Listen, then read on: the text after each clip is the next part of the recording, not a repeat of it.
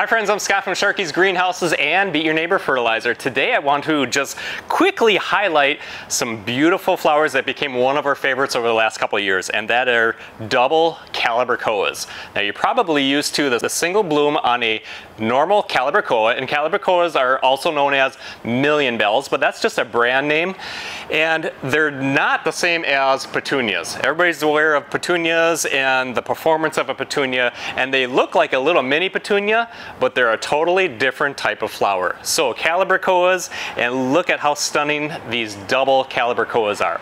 Now the doubles have the same care as a single flowered Calibrachoa, and that care is a lot more than a petunia. So it's something to be aware of. If you go to your local greenhouse and you're like, oh, I'm in love with the look of the Calibrachoas, be aware that they do take a little more care.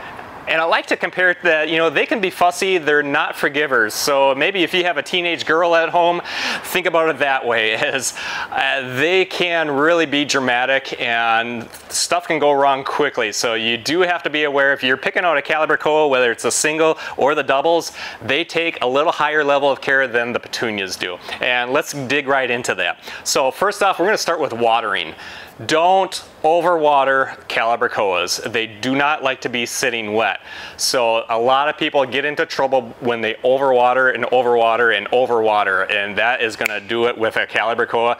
They don't forgive. So both spectrums, if you overwater, or if you just let it be for a few days and it's hot out and this plant goes extremely dry and it shrivels down, like I said, they don't forgive. If you go on the other end of the spectrum by not watering it, that is a dead plant there too.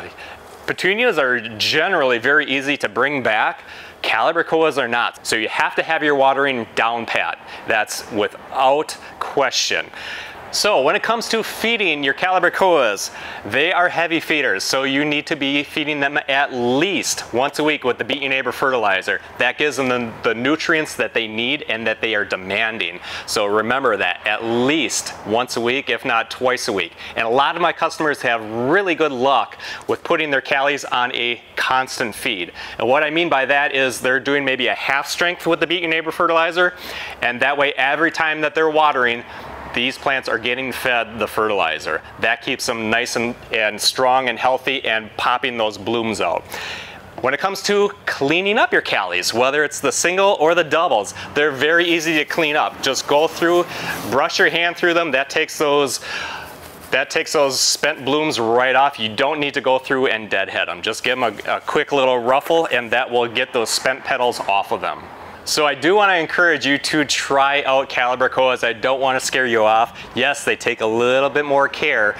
Just make sure your game is on and you're watering and you're fertilizing, and that general care, if that's on, your Calibrachoas will look beautiful. So if you've struggled before in the past, just go through and really look at what you're doing. You might be overwatering them or you might be underwatering them. So go through and check out especially your watering and of course the fertilizing at least once a week. Hey, if you're liking our videos, please be sure to give us a thumbs up and follow us on Facebook and subscribe to our YouTube channel. We have hundreds of how-to videos there. And then hop on over to our beatyourneighbor.com website. We have our blogs and our tips and tricks and of course our Beat Your Neighbor fertilizer. That's all over at beatyourneighbor.com. Thanks for watching. Have a great day.